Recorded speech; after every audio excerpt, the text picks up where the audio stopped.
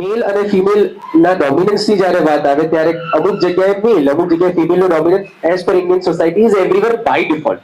કોઈએ કીધું ક્યાંય લખેલું નથી આપેલું, but it is always there. એ એવું જ હોય એવું આપણે સમજી લીધું છે. You coming in to the field એક એવી ફિલ્ડ કે જ્યાં તમે આ લેવલ ઉપર પહોંચ્યા, યુ સ્ટાર્ટેડ એક અલગ નવી શાખા, નોટ કે ભાઈ નોર્મલ ગાયને કરી લીધું અથવા તો બીજું કોઈ એક્સપર્ટીઝ કરવું.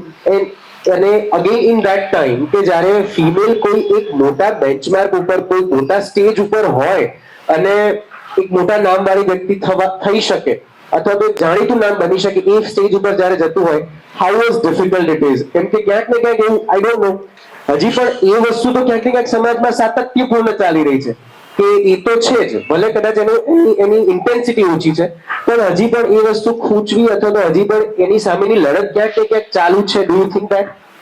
Yes, I do agree with you completely. Am I audible? Yes. Okay, fine. So I do agree with you.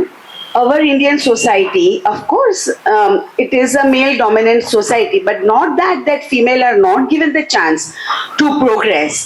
But હંમેશા વર્ચસ્વ ફિમેલનું રહ્યું છે. તમે પૌરાણમાંથી માંડીને જુઓ કે અહીંયા અત્યાર સુધી. Yes, I do agree that ફિમેલનો પણ ઇક્વલ ઇમ્પોર્ટન્સ રહ્યું છે.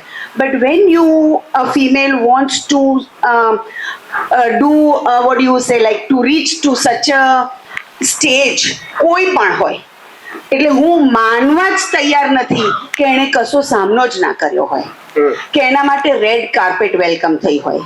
Not that males they may have to thrive, but females will have to thrive 3 times. જે છોકરીઓ અને જે વિમેન્સ આ સામનો કરવા તૈયાર હોય ને એ જ આગળ વધી શકશે. એટલે જે ઉપર બેસી ભાઈ તમારે તો બાપની ગાદી હતી ને માની, આ હું માનવા તૈયાર નથી. ગમે તે ગાદી હોય, સામનો તમને ઘરમાંથી જ કરવો પડશે. ઘરમાંથી જ ચાલુ થશે. Friction will start right at the first ફૂટસ્ટેપ.